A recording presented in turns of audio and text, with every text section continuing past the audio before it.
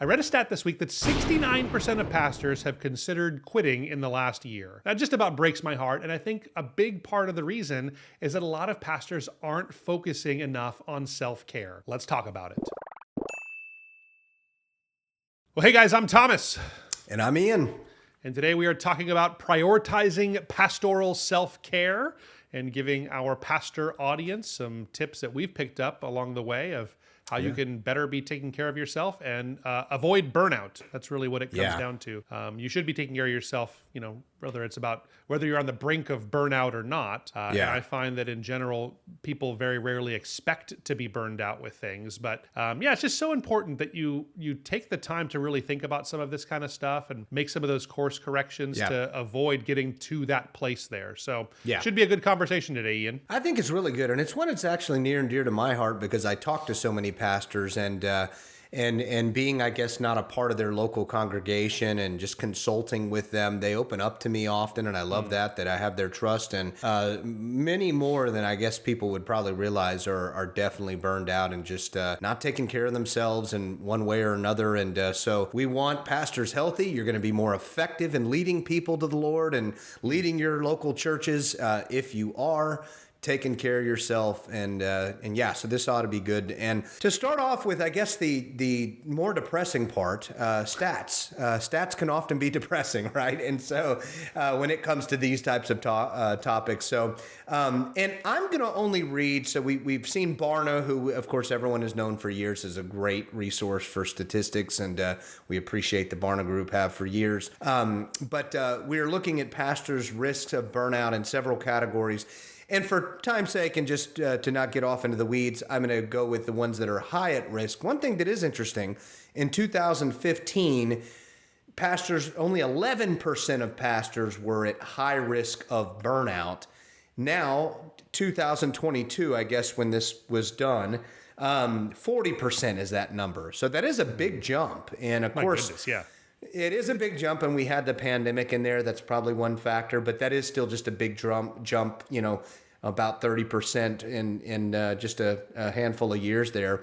And then for men, 30% are at high risk of burnout. And this was interesting for female pastors, 51% were at high risk of burnout. Pastors under 45, 50% of them at high risk, which is also interesting to me because pastors of 45 plus were only 36% of them were at high risk of Why do you think burnout. that is? Maybe it's because it shouldn't be surprising to me now that I take a step back and I think of it, because I guess if you're under 45, younger pastors still developing and they're still probably getting settled in life. They have kids probably, right, that are younger. They're financially are still kind of on a build-up. I think it's financial. That's my guess. Is like it's more financial than anything else. Like just that, I think so.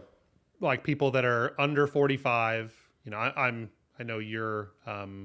You are 45. I am 45. Yes. Yeah. So you're like not even in this study. It's under and over. And you're 44. Just so everyone's I'm squarely in that under 45 category here. Yeah, that's right. So that's right. I just know that I have kids that are middle school to high school and college aged. And I remember what the last 20 years have been, or 19 years have been in my family. That I've been pastoring for more than that, I guess. But there have been lots of financial realities that are really challenging. And I think that as you are older than 45, not to say that it becomes easy or anything, because it's not. It's still 36% versus it's a big difference, but it's not like that it's easy at that point. I think that there's just different financial realities for young people, and I see people younger than me, and my heart hurts for pastors that are trying to solve those kinds of situations. So, I just thought that didn't surprise me, that part there. Yeah. At first glance, it didn't. Then when I think about it, no, it doesn't. So, but and lastly, with these stats, 69% of pastors now have considered quitting, and only 21% have not. So that's kind of telling statistics. That's a high number. So that's hang on. So just I'm looking at that stat again. It says that they're at high risk of having high considered risk. whatever that. So high that they're risk. Yes, if you, everything we mentioned only in there was high risk. 6% basically haven't considered quitting at all. Like correct. 25% said like maybe, and Right. then like 69%. Well, it's just Yeah. it's crazy to me. So It to is. see It is. those kinds of numbers there, but Yeah. that one surprised me to see that many. And to be honest, like I think everybody kind of considers it in ministry. If you're watching this, hey, let us know in the comments if you're a pastor, if you're open to being this honest online. Yeah. I think if we're being honest, all of us have kind of considered it. And you have those nights where you're, someone from your church that you really loved just left, and you're just like, oh my gosh, wouldn't it just be easier to go sell cars or be a teacher or whatever it is that I'm feeling like I could be doing. For me, the temptation, my family business was always pool cleaning services and doing a pool maintenance business. And when I was a young pastor with young kids and the financial burdens and all that stuff, I would think, why am I not just cleaning pools? I'm just going to go They clean look pools. Nice. I'll be in nice backyards, and I won't get be a dealing tan. with all this. It's great. Yeah, I'm done at 2:00 in the afternoon. That's right. Like it's tempting all the time. So I've been in those exact places there before. I imagine most of our audience has too. Statistically, we all have. So anyway, good. I think it's the conviction that's what I'm called to do. It should be what keeps you in the ministry there. So absolutely, good stuff. Thanks for sharing that, Ian. I'll kind of kick us off. We have 4 kind of, I guess, things to consider, or kind of like a wellness checkup for pastors that we wanted to share with you. The first one is just really making sure that you have healthy boundaries set up in your life. I know, like, the first and foremost, like the key boundary for me and my family was having a Sabbath, making sure that we have a Sabbath that's set aside. When I was as a lead pastor, I know what I did was I took every Sunday afternoon through Monday afternoon.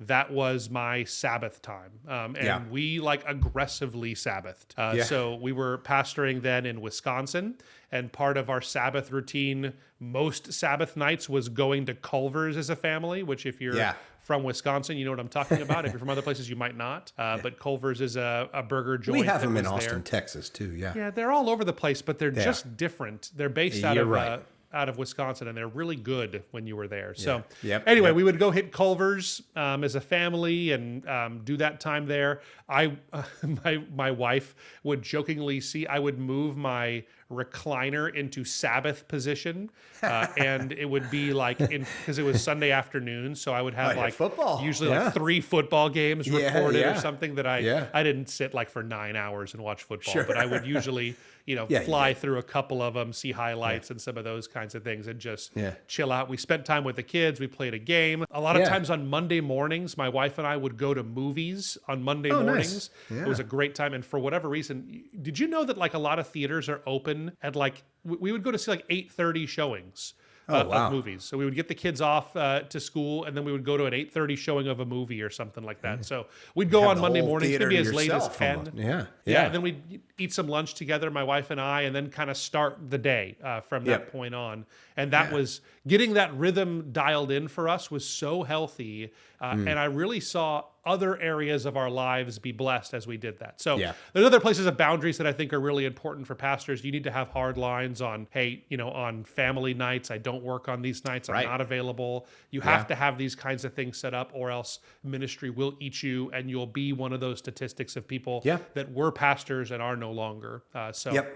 Healthy boundaries, really important. Very good. And this next one's a big one too, is pastors need to delegate responsibilities. And this is a big one, I feel like, because pastors have the tendency, and they mean well often, that they could just be everywhere and be with everyone and meet every need and try to just be there for the entire flock and every member. And it's just not possible. It may be possible, but you will be burned out if you do that. And I talk to so many pastors, consult with them that are the one-man gang, as I like to call it, and we get it. If you're at a smaller church, you may not have other pastors on. You may be the only one on staff, but you do need to find someone that could be that next man up and leader within your church, someone that you're discipling.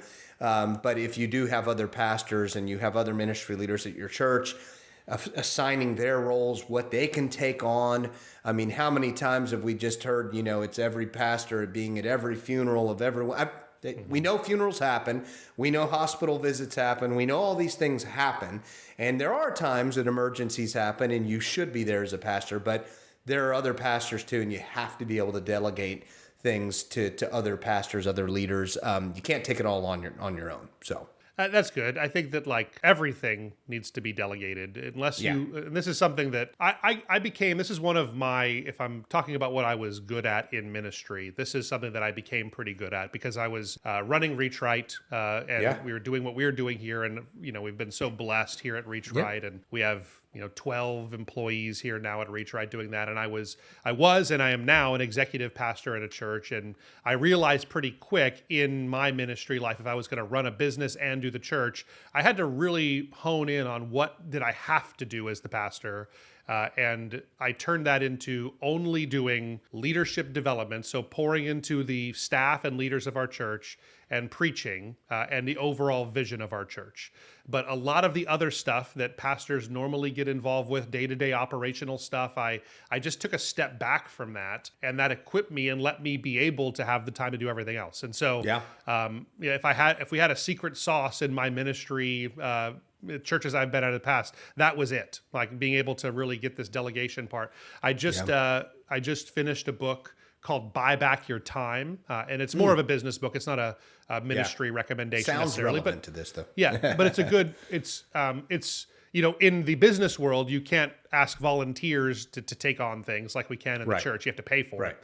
But the principle is still the same. It's just that there's always going to be that tension of things that you feel like you can do and you can do it better than any else and nobody can do it like me. One of the things I really gleaned from it was that this guy had something called the 80% rule, where you need to be willing to understand that someone else is going to be able to do it 80% as good as you can. Don't expect them to do it better than you.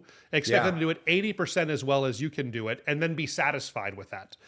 So, let the rest go. It's okay. And hopefully they'll grow over time and get even better at these kinds of things. But I cannot express this one enough. Really nailing your delegation and coming up with plans and really asking yourself that question: what are things that only I should be doing?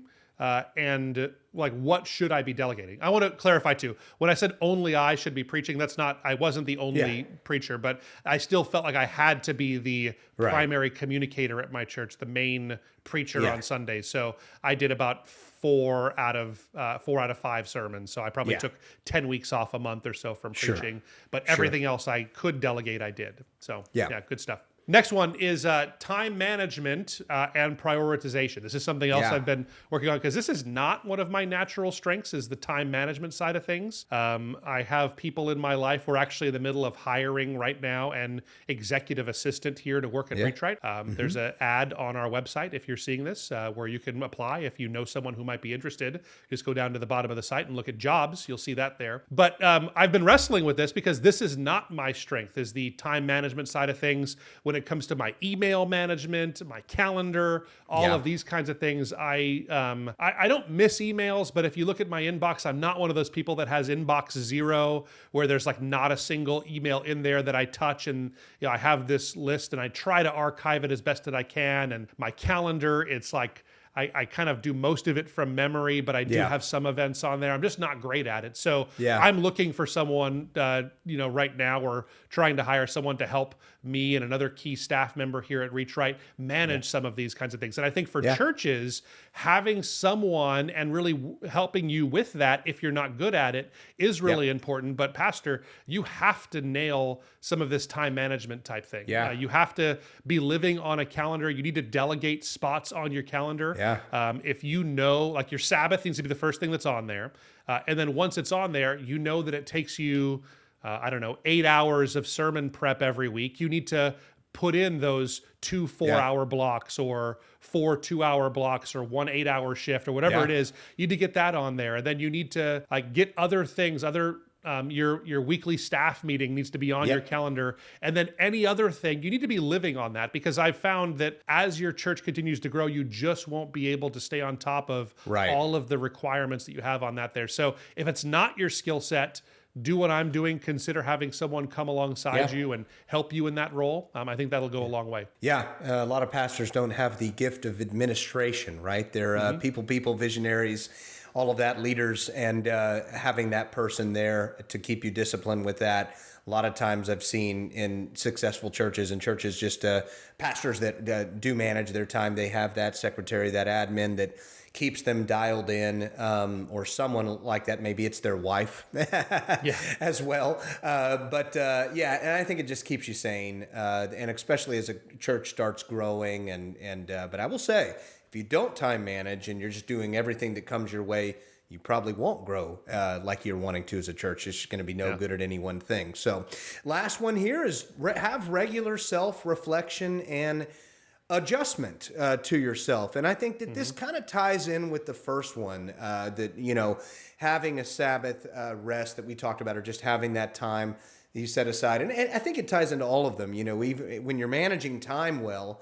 And you better have time to self-reflect. You better have time to step back. And I think this is when a lot of pastors, when they don't make time for this, and they go on lengthy sabbaticals as the only time that they can self-reflect and assess what they're doing. And that's great. That is what part of what a Sabbath is for.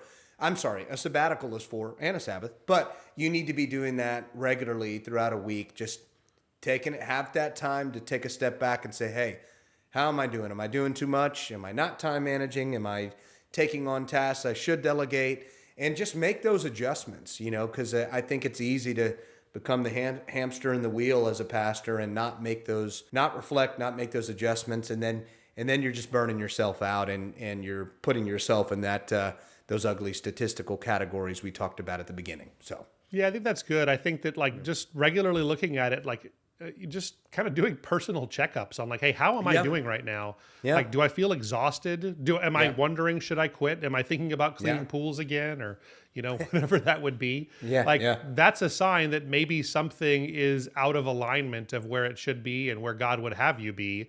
And so when that's the case, the solution to those kinds of things is the other things we talked about. Am I Sabbathing the way that I need to? Am I delegating everything that I can? Is there something that I'm doing that I don't need to be doing, and I don't really like doing it, and maybe even I'm not even really great at it. Can I give something else away? So just asking yourself and doing this evaluation regularly, if not weekly during your Sabbath time, at least monthly, and taking a look back at your calendar, what was good, what was bad about this month, and kind of doing some of that reflection, I think is really a valuable thing to do. So it's good. Good stuff. Ian, anything else to add as we wrap up here? No, take care of yourself, pastor out there listening, ministry leader.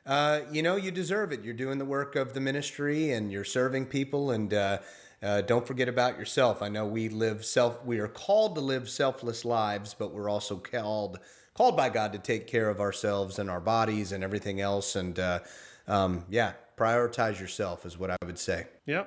I don't know that I wonder sometimes about Jesus's teaching is that we put others before ourselves, right? Considering that. So I don't know that I can say prioritize yourself is what I would recommend pastors to do, but I do think it's important that you. Wrong. No, I know what you meant. I know that wasn't your heart. You weren't counseling people the way of Satan. To be selfish. You were, That's it. You're. I do think it's important. Yes.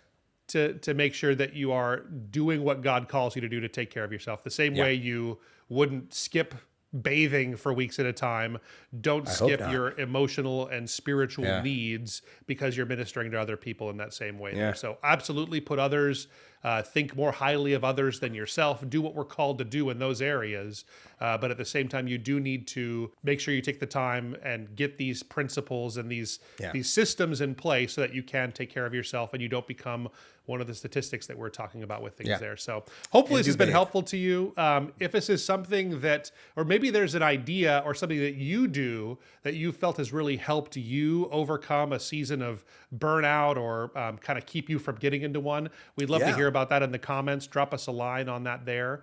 Also, if you have other ideas or things you want us to talk about on the Reach Right podcast, most of these topics are fueled by listener comments. So drop us a line on that, hit the subscribe button, and we'll see you next time. See ya.